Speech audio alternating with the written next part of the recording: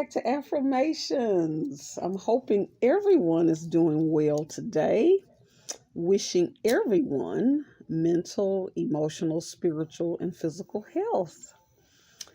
Thanking those of you who sent up prayers for my mother. She is doing much better and she is recuperating.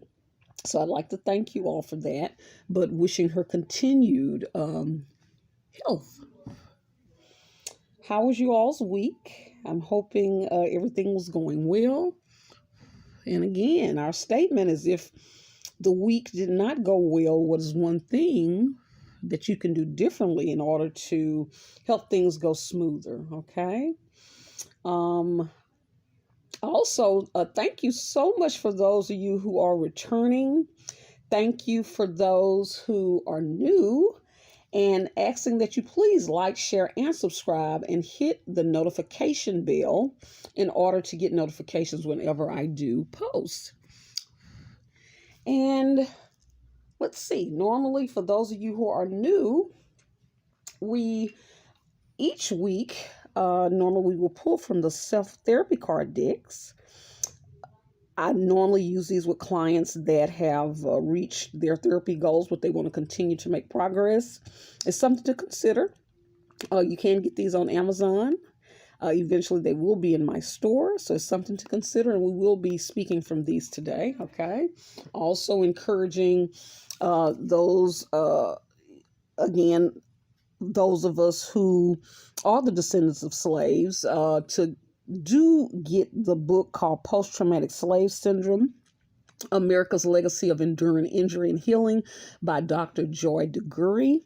Again, we've heard of PTSD, post-traumatic stress disorder, but there's never been any discussion about post-traumatic slave syndrome, okay? And we all are still being affected even today. And so it's important to kind of read about that so we can understand how it's affecting us today. And again, this channel is dedicated to the descendants of slaves in order to help us think about the words we are speaking as well as how we're thinking in order to help us heal wounds so we can move forward, okay? Let's see. So with that, I'm going to start off with our saying, death and life are in the power of the tongue, and they that love it shall eat the fruit thereof. Have you been feeding yourself fresh or rotten fruit? I'm hoping that it's fresh. I always wanted to be mindful of the words that we speak, as well as the self-talk that we do with ourselves on a daily basis, okay? And also being aware of what we speak against others as well. It is normal to process, to be able to discuss a thing if it's in truth, but also if we are discussing a thing and it's done on a malicious intent and it's no truth to it, sometimes those things can come back to us. The concept of you reap what you sow, okay? So we do want to be mindful of that as well, okay? Everything in love. Okay, so what we're going to do, we're going to pull the stones, and this is going to help us know, for those of you that are new, which deck we're going to speak from today. Okay, all right. Let's see what we're going to get. Okay, let me do it this way this time. I haven't done this in a while. And then let me just kind of pick up. Okay, I got the lapis lazuli stone, okay, and I've talked about this often. The Levi priests, in the Bible, they wore a breastplate. That was a type of necklace they wore that represented the 12 tribes of Israel, and lapis lazuli is one of those stones. And so, definitely looking at a lot of the things, the spiritual connection between mental health as well as spirituality. They are connected, okay? Let's see. So we're talking from mental health, okay? So let's see what we're going to get today. Oh, that something wants to pop out. Let's see. Let me keep doing this. Let's see what we get. And again, sometimes some of the topics we talk about can be triggering. And if you feel at any point in time that some of the things we're talking about is starting to feel overwhelming, I want you to be able to take a deep breath, inhale, exhale, always knowing that you're in a safe space, okay? And if it feels like we're talking about a topic and it is, kind of registering with you or bothering you on some level, it may mean that this is an area that you need to look at or that you need to heal, okay?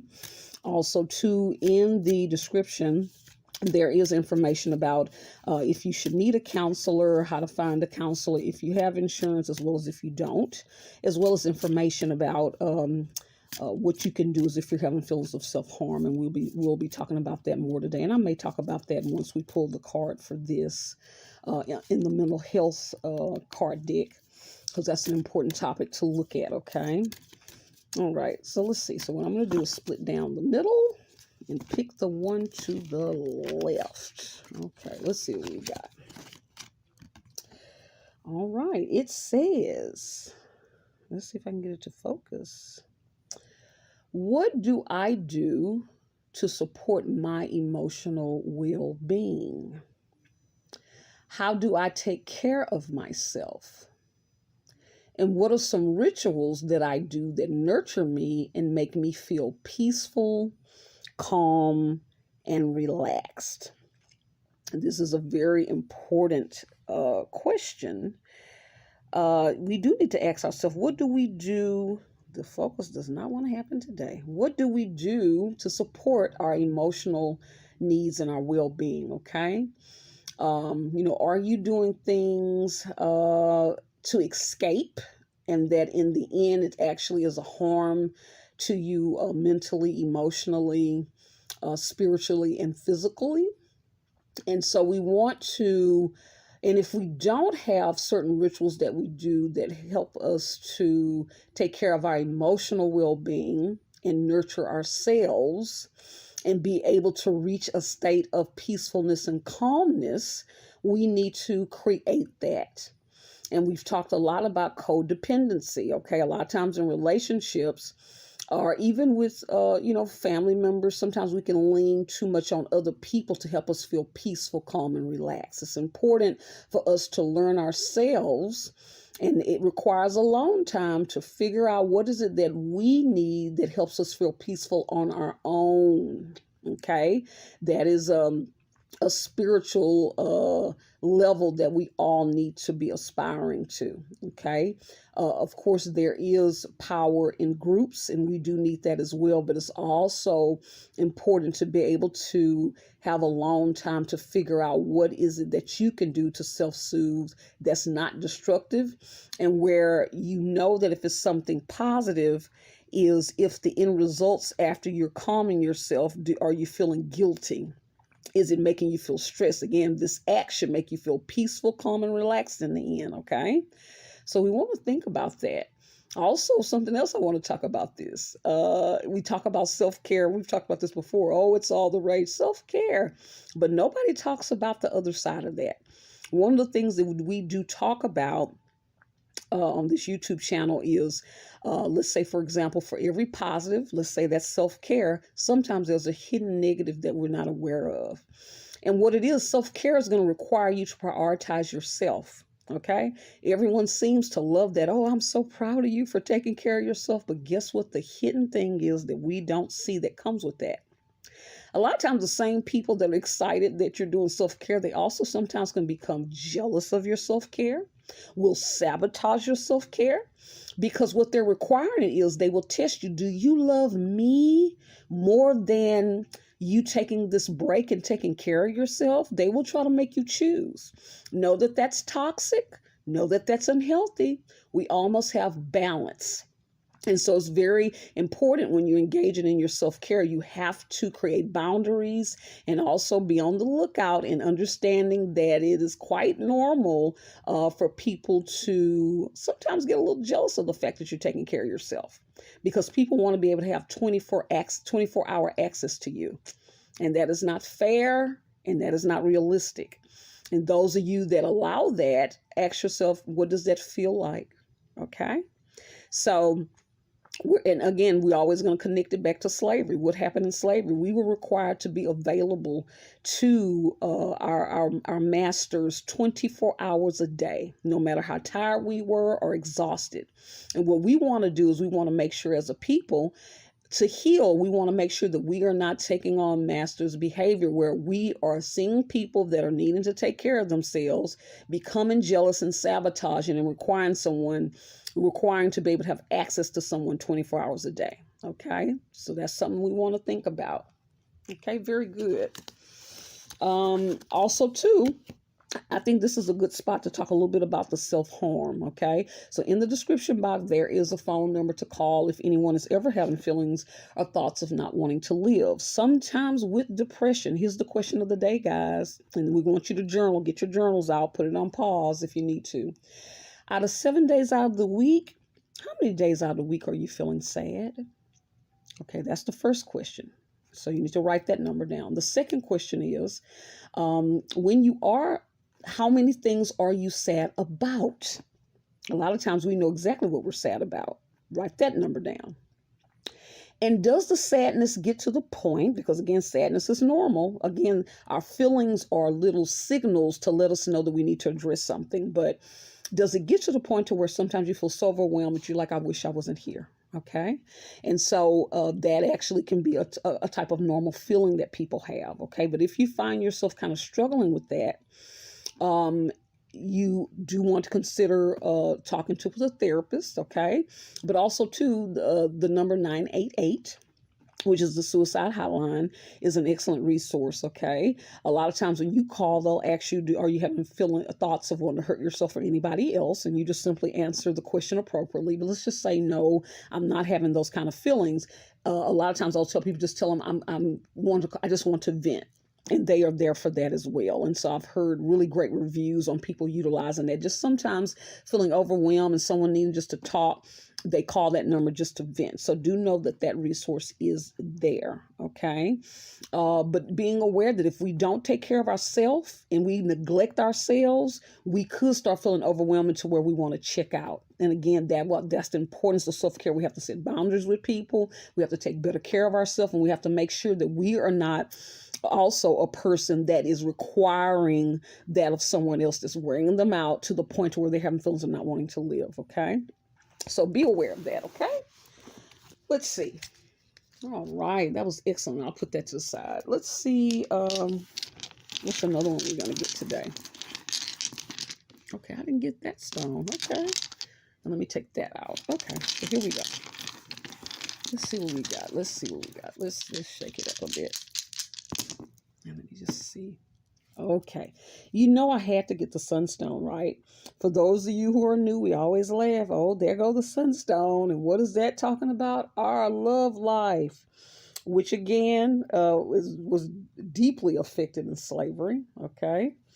And, we talked about how the relationship between male and female is the cornerstone of an entire nation. Again, if you can destroy the relationships of a group of people, you destroy them as a nation. Okay, and so it's not ironic that it seems like we get this one quite a bit. But let's see what we're going to get today with this love life. Hoping everyone is feeling loved, and if you're not feeling like others love you, we want you to get to the point where at least you have a true love for yourself, okay? That is my wish. And sometimes that's what we are going to have to choose, okay? All right, I'm going to split down the middle. Let's see what we get. Let's pick the one to the left. This is very interesting. Looks like we got this one before, and we tend to do this quite a bit. But let's see what this one says. Am I currently hurting my significant other in any way, or vice versa? That's a good question. And it takes a lot of strength to be able to be honest. The truth is the only thing that's gonna set us free. I will say, one of the things I will say my dad has always said, which I found very profound. He says, if you have someone that you're trying to resolve a topic with and they're just going to lie, or they're not wanting to be truthful about the topic, you really, your hands are tied. Okay. And so we want to encourage ourselves to not be in denial, even with ourselves, and be able to honestly ask, am I currently hurting my significant other, or are they hurting me? normally your significant other is going to let you know if you're hurting them, or sometimes they're so quiet they won't you, but you'll see them depressed. You'll see them, the effects of it. And again, these type of things will manifest into illnesses as well, physical illnesses. A person that's, you could just see that they're under distress. You can see that they're physically ill and not doing well. So those are for the ones that won't tell you, but a lot of times people will tell you what they don't like. And then when you disregard that, understand in slavery, what happened, master, any concerns we had were totally ignored. You were to be totally available and willing to take all kind of pain. Okay. And so are we requiring that of our mates? Okay. That is very unhealthy. Any type of abuse of power is, not a good thing, not an appropriate thing, okay, not a kind thing, and definitely not a moral thing, okay? And again, when you put that kind of behavior out, the question is, can that come back to you in some kind of way? So we want to kind of be aware of that. And also, too, even if you're able to get away with that type of behavior, how does that make you feel as a person? It affects you, and how you even view yourself, and will allow you to probably participate in a lot of self-destructive type behavior. Okay. Let's see. Are you not caring enough? Being insensitive, being overly critical or demanding, saying hurtful things in a fight, not replying to texts on purpose. What's the reason behind it? Okay. So, and especially when you start talking about, we always, when you talk about love life, 6 goes with that as well. But I look at a lot of, relationships, let's just say over time, when you have people that have been married for many, many years, especially some of our people that are on our grandparent levels, they had a different experience than us. And so a lot of times, especially when you're talking about sex, this is where you might have one of the mates that was overall the caring and taking care of others and exhausted. And of course, it seems like a lot of times one mate may have a strong sexual appetite where the other is exhausted, okay? But then they've kind of gone through those years. Everybody's grown up. Here we go with the empty nest syndrome, where everyone's grown now. And so then you have the mate that didn't really want to explore sexuality and was exhausted, now has the energy. And so they go, you know what? Feeling romantic. Let's go ahead and start doing some things. And then the mate that they normally catered to and would have sex with even when they were exhausted and didn't want to, but because they loved that person, they did. This same person now that the person is has energy and wants to explore, you'll have that mate saying, no, I'm not going to do that. And so you have to ask yourself, are you being unfair? Why are you not willing to compromise with your mate when they have compromised with you in the past? Okay. And we also look at, the system of patriarchy, and a lot of things that we're taught in the Bible. And one of the things we're starting to understand is some things, because of slavery, they have pushed certain concepts that are not true. Anytime there's an abuse of power that is not of the Most High, okay, He is not the author of chaos, and we are not left with pain and hurt. If that's the result of it, it is something that is not of Him, okay? So we want to challenge ourselves to do better, okay? Let's take a deep breath. Inhale. Exhale. Okay. And if these are kind of, hitting sore spots, it means it's something that you need to look at and heal. Okay. All right. Let's see. Okay. So we're going to go ahead and get our affirmation.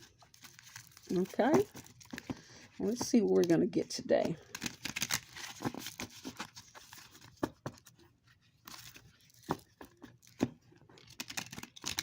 Okay. So let's see what our affirmation is going to be. Okay.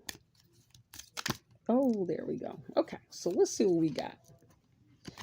Wow, I like this one. I am becoming who I am meant to be.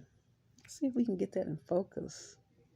I am becoming who I am meant to be.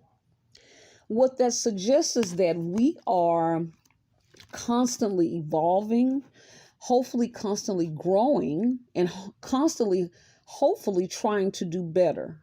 Okay. And so I'm hoping for us that we are at a point to where we are always striving for change and to do better. You know, we as a people, as we heal, we are becoming who we are meant to be. And it's important to strive for that. And a lot of times when you are not striving to grow and do better, you'll find yourself feeling stuck and feeling overwhelmed and depressed and feeling empty. Okay. So definitely wanting to always strive to become the best version of ourselves. Okay. And with that, I want to thank you all for joining me, and I will catch you all next time. Bye.